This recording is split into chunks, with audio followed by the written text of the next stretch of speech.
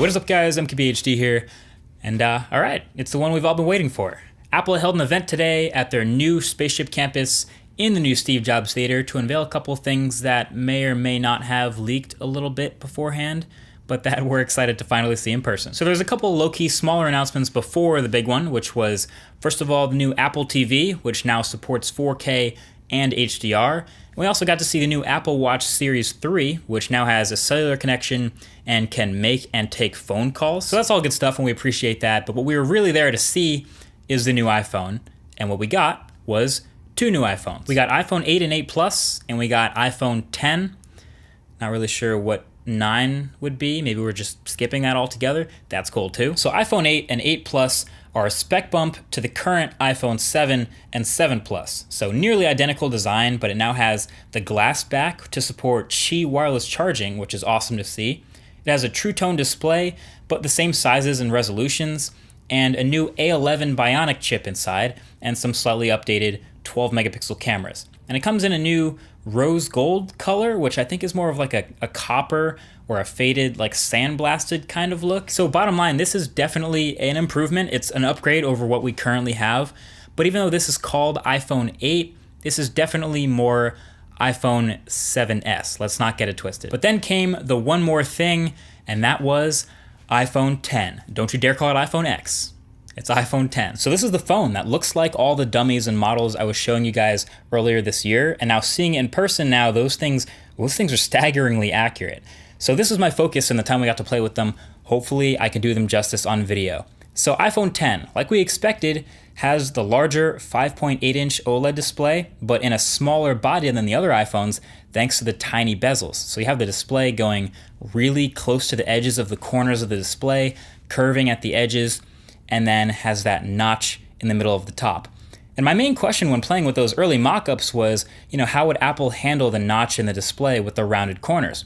Well, now we have our answer. You get your time on the left side of it, and your signal and battery on the right side. And then basically, depending on what app you're in, the clock and the signal and battery will turn black or white to contrast with the background. So if you're in a dark app, they turn white. If you're in a white app, like Apple Music or something, they turn black. So basically, you can always see them. And then certain apps, most of them actually, will go full screen and fill the entire display around the notch, which is really cool. It kind of looks like the Essential phone with a much wider notch. It gives you that immersive look. But then other apps, a couple, maybe watching a video sometimes, you can ignore that top bar and just show a rectangular aspect ratio. But I guess the goal here is definitely to be immersive. So the whole point of the display, filling up the whole front of the phone, is that you can fill it anytime possible. So developers will be on that pretty quickly. So anytime an app can go full screen, it definitely will. And then the other big question was, there's no home button, so how do you go home? Well, the answer is, it's a gesture now. So to go home on the iPhone X, it's no longer a button. You swipe up from the bottom of the phone. So basically, anytime you see that bar at the bottom, that represents the home swipe, and you swipe up to go home. And to get to the multitasking panel, you swipe halfway up. So you gotta remember the difference between those two. And then there are 3 different swipe down gestures on this phone. Ready? Swipe down from the middle for notifications, swipe down from the right corner for a control center, and swipe down in the middle of the home screen for search.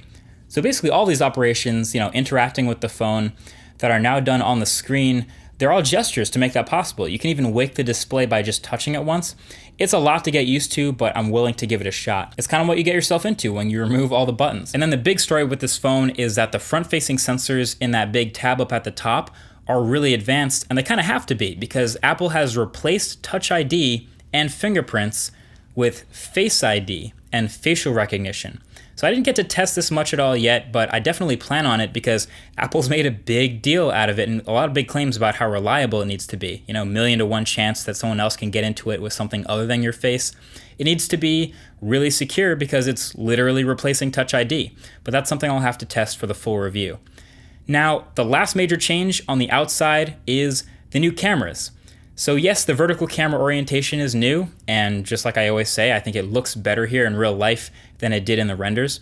And the iPhone 10 is rocking those 2 slightly updated 12 megapixel cameras again, and this time they're both optically stabilized. So the telephoto lens should do a bit better, have a better success rate in low light, do better with video, etc. So obviously photo and video quality is another thing that I gotta test when I get it. But one thing you'll notice is Apple is really trying to give some more customization options in their portrait modes. I think that's probably triggered by what Samsung just did with the Note 8. So now when you open the portrait mode on the iPhone, you will get these extra modes that will try to adjust the look of the lighting. So you can go from natural light to studio light to contour light to even stage light, which is really dramatic. And these will all also now work with the front-facing camera as well. So you can do portrait mode with the front-facing camera and mess with all these camera effects on your face, which you know is gonna take your selfie game to the next level. At least I think so. And yeah, you can actually change all this stuff after you've taken the photo as well. So that right there, the front-facing camera improvements, I mean, honestly, is enough reason for some people to consider getting this phone, hilariously enough.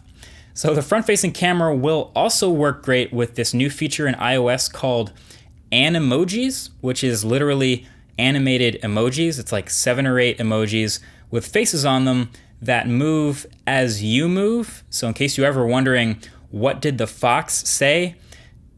Sorry, that's a terrible joke. But yeah, now in iMessage, you can send short videos with your voice coming from an emoji. It's really good at making people make weird faces, not gonna lie. Yeah, other than that, the rest of what's new with the iPhone X is the same as what's new with iPhone 8. So spec bump to the A11 Bionic chip, so it should have buttery smooth performance. The glass back, of course, enabling Qi wireless charging, which I'm excited to start seeing everywhere now. The OLED display is also now True Tone enabled. And yeah, it's this beautiful new gesture-enabled, fingerprinty slab of glass and metal that will start at $1,000 when it goes on sale in November. Now, are there concerns with it? Yes, absolutely. There's no ProMotion display, which isn't really a concern actually, but the brightness of the OLED panel was in question when the specs were revealed. Nobody got to take this phone outside or anything, but I can already tell my Note 8 display got brighter for what it's worth. And now the power button on the side is also a little bit bigger, and you can hold it down to trigger Siri. And I'm telling you right now, that's gonna cause a lot of accidental Siri triggers in pockets around the world for the next year. Just throwing that out there, but whatever. I'm glad it's finally revealed. The rumors are over, and this is iPhone X.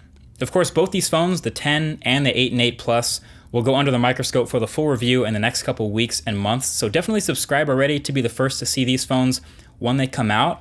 But I am liking what I've seen so far. I'm really into the 10. Maybe you are too. Let me know in the comments below. Thanks for watching, and I'll talk to you guys in the next one. Peace.